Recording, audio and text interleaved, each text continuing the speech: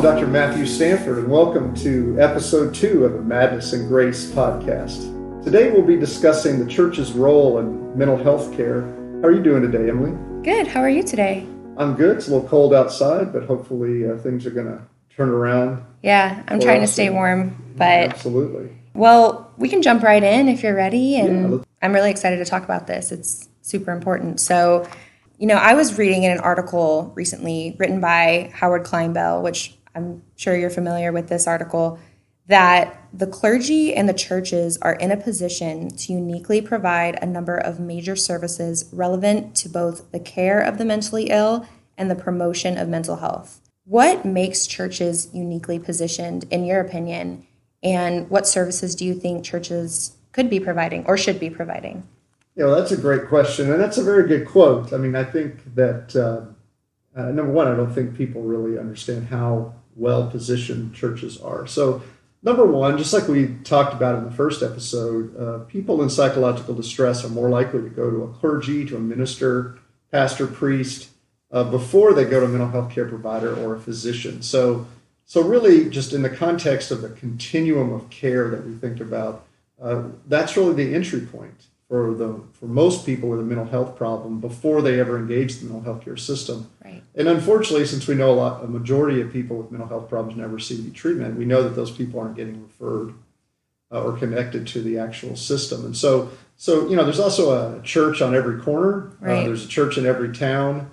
And in some towns, the church is where you go to get all kinds of assistance. And so logistically, kind of philosophically, spiritually, they are in a great position to help out people with mental health problems. But then there's that second part of the question, and that is, what do you really expect them to be able to do? I think in some sense we expect pastors particularly to be able to do anything. We want to go in there and ask the guy how to fix your marriage or how to, fix your car. It's there, you want to go in there and ask them anything, like they have some kind of magical incantation they can come up with. And I think we don't want to try to burden ministry staff with saying, well, you need to be a mini therapist or something. And so what I would say is we need to raise the awareness and education level, because we know these people are coming.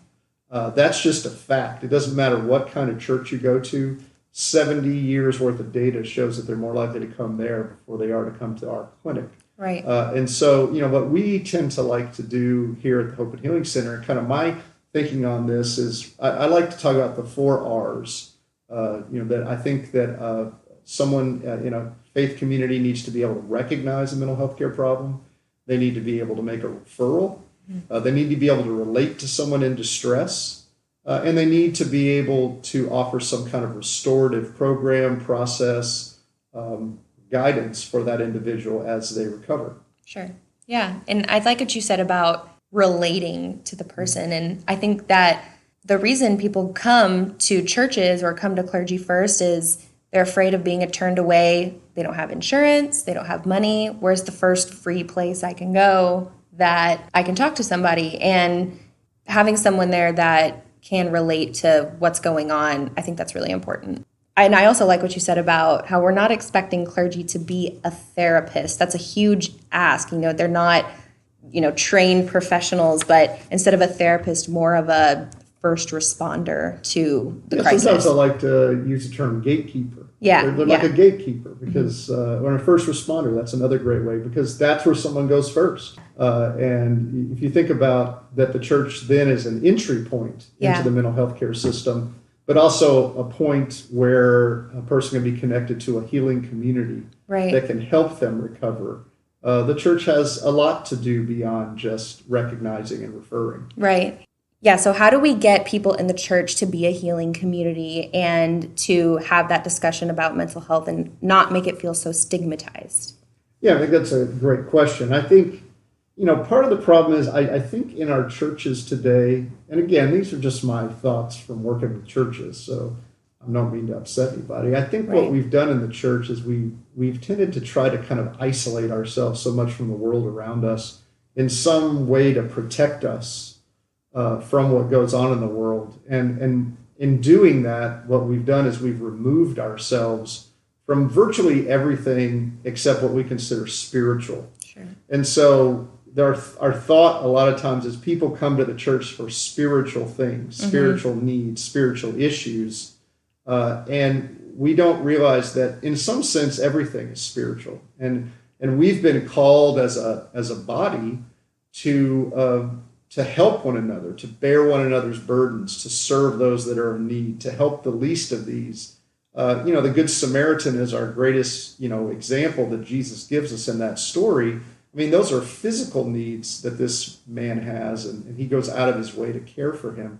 And mental needs are no different. And so I think what we need to do as a church is we need to step back and we need to say, hey, how can I engage individuals in the community? What are the needs that I see in the community? I'm not saying that people don't need the gospel. Of course they do.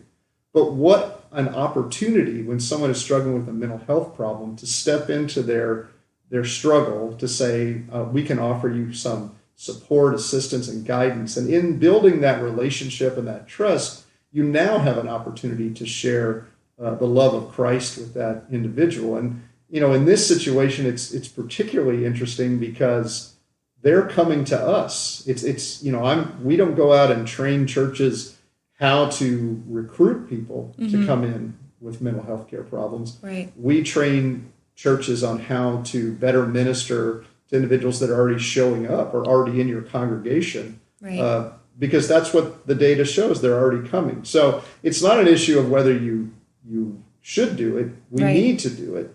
And if your church isn't open to it right now, they're just missing an opportunity that God's really laid out before them. Definitely.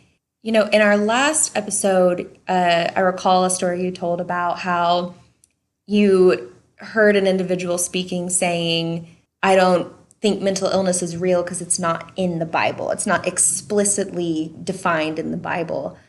Can you recall any instances in the Bible that you think kind of represent someone going through some sort of mental health crisis, or something that might not be explicitly mental illness, but we can look at and take from? Yeah, I mean, I think that, I'm the first to say it's difficult to look at, historical documents or ancient literature and say, well, this person has X. But you certainly can see in that when people struggle with different types of things. I mean, one of the things that I know from the Bible is that clearly mental illness, or what at the time they would refer to as madness or something like that, clearly existed both in Old Testament times and New Testament times because it's mentioned over and over and over. Right. And if you look at the Old Testament, the story I like to point to the most is David. King David is running from Saul. Saul is hunting him because he's jealous, and so he goes to the Philistine land. He tries to hide out amongst his enemies, but knowing that the Philistines will kill him because they see him as a great enemy, he feigns madness. He messes up his hair, and he kind of tears at his clothes, and he drools all over himself, and he's scratching on the outside of the gate and making some sounds. And when he's kind of caught or found by the soldiers, they take him to the king. And the king basically, the Philistine king, and the king says, "Look, don't you think I have enough madmen in my kingdom? I don't need him. Get rid of him, Because and what that story tells us, I mean, David doesn't have madness. He's faking madness. Yeah. It shows us that type of behavior, which probably would have been psychosis or some kind of developmental issue, cognitive issue, was so common in the day that you would recognize it just by seeing it. Right. So it wasn't the king, David didn't say, I'm mad. The king knew he was mad. The men knew he was mad. It also shows that they understood that people that were having these types of issues or displaying these kinds of behaviors were not in their right mind, because otherwise the king would have taken David prisoner and he would have held him up as a trophy, and he knew that no one would see capturing a person that was mentally ill as a great brave thing. So that is clear in the Old Testament. By the time we get in the Old Testament, mental illness or madness is seen as a kind of a divine punishment. Right. By the time we get to the New Testament and the time of Jesus, mental illness or madness is basically equated with demonic possession. Yeah. And so you'll see it often linked. In fact, on 4 occasions in the gospel, Jesus he is said to be mad and demon possessed because of the things that he is saying is so contrary or outside of what the leadership of the day in that faith community were saying or understanding. And so they actually see him as that. And so, you can look at, any number of individuals. Obviously, Jeremiah and David both struggled tremendously with depression. Right. I mean, David's descriptions of his depressive states in the Psalms, in essence, something that you would see from a modern client who had depression. We see cases of suicide. Yeah. And so, it is throughout the scriptures. Right.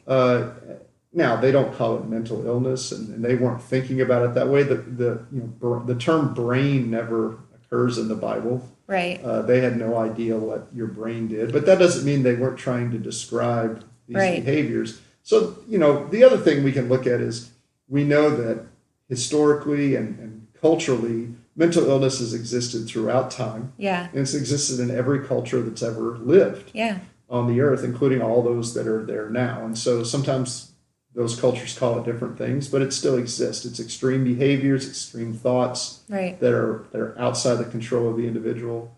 And we know through modern science that those things are caused by a combination of kind of biological vulnerabilities that we're born with and environmental stressors that we're exposed to. But that's not to say that there aren't spiritual components, because we are spiritual beings. And so everything that we deal with has a spiritual aspect to it. And we should think about it that way, but we shouldn't over-spiritualize the situation. Right. And I think that's good for Christians and believers, because a lot of the time, whether you're a preacher, whether you're just someone who lives by the book, you take all of those values and lessons from that book. So I think to be able to recognize it there while still, and I'm quoting you from the last episode as well, while still recognizing, God provides therapists, God provides help. You're not going against God by also believing in the science. And I think that can also be something people might think, well, if I believe in the science of it, am I going against God? Not at all. And I think that, science grew out of faith. And so most of the original scientists were devout people of faith. And I think that we kind of set up this debate between faith and science. And unfortunately, where that damages people is when we're dealing with things like mental health and medicine and things like that. So, I know that, surveys of pastors say that over 70% of pastors say they feel inadequately trained to recognize mental health care problems in those that they counsel or in their congregants. All of these statistics just kind of run together after time. We know people are going to churches first. We know that clergy don't feel adequately trained. We know that very few clergy ever make referrals. We know that clergy don't have connections to the mental health care system. We know that few mental health care providers know any clergy at all. And so, in the context of their practice. And so, what we have to do is we have to kind of see what's laid out before us. And, I think that's why, the training that we need to offer to pastors and ministry staff and lay leaders and lay counselors is more of an awareness and education training, where they really are, as you said, that kind of that first responder that says, hey, I'm trying to work with this person here. They may have lost a job. They may be struggling with a marital issue, whatever it may be, but I'm noticing a mental health issue, and that may be what the core of this is. And now I know how to connect them to some professional care. Doesn't mean they're not going to keep meeting with me. Doesn't mean that I can't offer them something important. Right. It just means that we need to bring a mental health care professional in. And then, as we mentioned earlier, relating. When I say relate to someone in distress, what I'm talking about is, being able to de-escalate a situation when somebody gets agitated, being able to deal with a crisis situation, being able to handle a panic attack or extreme anxiety in somebody, how to help them calm down. Do a suicide assessment. I mean, those are simple things that we can train anyone to be able to do in a faith community setting and do all the time. So I think that what a lot of times people in faith communities think is that when this conversation you and I are having right now, when they hear that, they think, oh, well, they want me to learn how to diagnose people. Right. And when you go through our training, you're never going to hear about diagnosis, because diagnosis is for the provider. That's right. for the professional.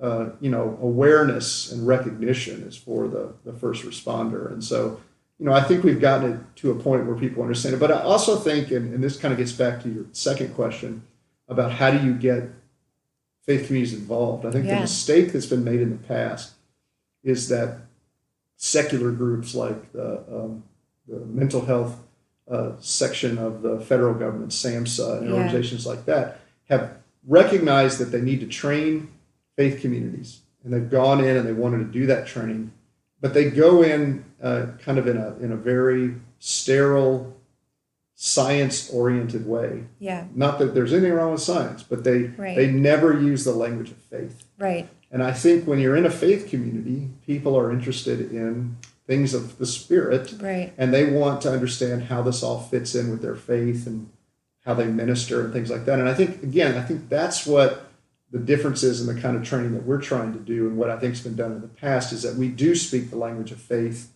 and we can help people kind of integrate those together in a way that they feel more comfortable. Right, instead of having them be two completely separate things. And they're not. I mean, they really aren't. And again, a lot of times, I'll just use the example of physical illnesses. Not that mental health isn't a physical illness, because it is, but right. Someone comes to a church and says, I've been diagnosed with cancer, and I'm falling apart. Can you help me? Yeah. Well, they don't know anything about cancer. Right. They're not oncologists. Yeah. But they know how to provide spiritual comfort and care. They know how to provide for physical needs. They get you on a meal train where people bring in meals. They can come by and mow your grass. I mean, they can do a lot to relieve stress in your daily life and to kind of help build your spiritual life and be present with you, to offer support. But they don't know anything about cancer. Right. And so you don't need to know anything about mental health problems. You just need to know that we've been called to care for people when they're in distress, when they're struggling. Right. I think that is the way we should approach it. Don't approach it as, it's mental health issues. I don't know anything about that. You don't know anything about cancer. You don't know anything about diabetes. You don't know anything about whatever. All you know is that you need to be there for the person and wrap your arms around them. Right? What would you want if you were struggling? And don't do anything different for somebody that has a mental health problem. Just do what you already do for other people. And that will make a huge, huge difference. Yeah. And I think, we can look at something like cancer or something like an illness and see it on that person physically. They may look different. They may just look different than what you used to know them as, whereas a lot of people call mental illness kind of like the invisible illness. So I think just recognizing that you don't have to physically see a difference in somebody to know that they're struggling and that they need help. Yeah, they don't have to have some, big lump on their back. Right. That you can tell they have an infection or cancer, and that they can look perfectly well on the outside and be dying on the inside. And untreated mental illness, serious mental illness, is to some extent terminal, because more than 90% of people who die by suicide at the time of their death are struggling with a mental health problem. So this is dangerous stuff, but the church has an incredible opportunity. And we're not talking about something that costs a lot of extra money. Yeah. We're not even talking about something that really requires a lot of extra people. Just have the people that already engage your congregants, that engage people that come to your church. Just have them trained to be aware, to be able to recognize, and these things that we've talked about. And it's transformative for a community, absolutely transformative. They're already coming. Yeah. We just have to be prepared to receive them. Yeah. Having a plan is key, I would say. Right. You don't make the plan when they're in your office. Right, exactly. These are things you have to do ahead of time. And there's a lot of great resources out there. And, I hope that we at the Hope and Healing Center are doing our part to kind of provide those as well. But there's lots of great organizations that are providing this kind of stuff. I just think that, I think the pandemic has kind of brought all this stuff really kind of home for everybody. Right. And I think churches are starting to recognize that, kind of two things. One is that as a church, the Big C Church, we've gotten, at least in the West, we've gotten too centralized in that, the church building is the church. Yeah. And you have to come there to do church or receive anything. Yeah. And we realized during the pandemic, a centralized church just doesn't work well. And number two, I think we were recognizing that the people in our congregations, they're struggling with the same kind of issues that everyone is struggling with. And we need to be more transparent. And the community is desperate for assistance that the world has not been able to offer them. And we need to be more transparent as individuals, but we also need to be more proactive in saying, hey, you have a problem? Well, we want to help you. Yeah. And we want to help you the best we can.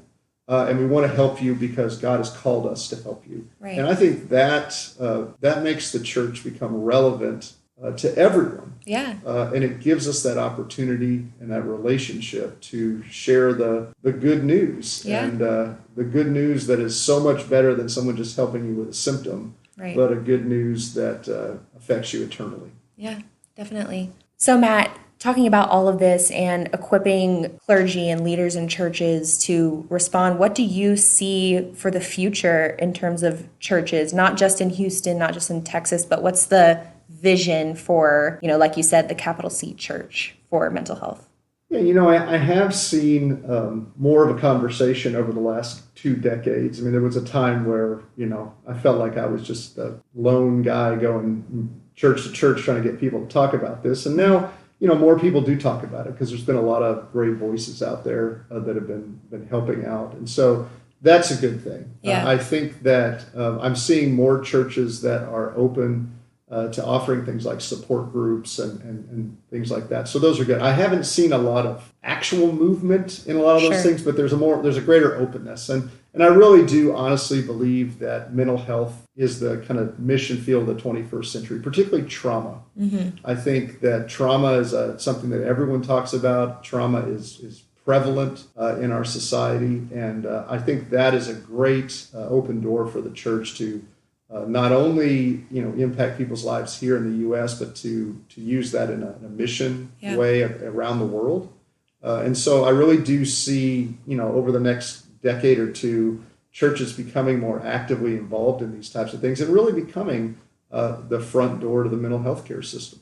Yeah, that's our vision for our Gateway to Hope program. And obviously this episode was about the church's role, but we also offer this training in schools. That's a big place where kids especially are the first person they would think to go to if they maybe don't have a great home life. And sometimes it's hard to go to a parent about a problem that you have. Absolutely. And might feel easier to talk to a teacher or someone in administration. So yeah, our Gateway to Hope program, we're doing this in churches, schools, and now workplaces. So lots of really exciting stuff that, this network is just going to keep growing and growing. So yeah, absolutely. And if you're interested in that, if you're interested in connecting with our Gateway to Hope training, you're in a faith community or a school or a workplace. We do it in the workplace as well. You just go to mentalhealthgateway.org and you can access all of our training there, both our Empower training, which is kind of what we've been talking about today, our support group training, our mental health coach training. And all that is free. You can download the curricula there as well. Lots of great resources there for people that want to learn about mental illness or are looking for services. And also, if you'd like to know more about the Hope and Healing Center and Institute, which is in Houston, Texas, you can go to our website, hhci.org, and then we have a lot of information there about us. And so in our upcoming episodes, we have some great guests. In our next episode, we'll be talking to Dr. Gregory Jantz, who runs a fantastic treatment facility, the Northwest, and we'll be talking to him about depression, looking at that from both a clinical and a kind of a biblical perspective. So I'm excited about that. Yeah, I'm excited too. I can't wait to engage in meaningful discussion with all of our guests that we have coming up. I'm going to leave all of that information we just talked about in our show notes as well. So if you're listening, you can find it there. Also, we're going to be recording some Q&A type episodes coming up soon. So if you're listening and you have a question, something, it can be a personal question, something going on in your life, or if you're just curious about something related to mental health, you can send in questions to contact@hhci.org. And you might just hear me and Matt talk about whatever question you send in. So I'm excited about that. Yeah, me too. Well, thank you, Matt. And thank you Emily. everyone for listening. Great.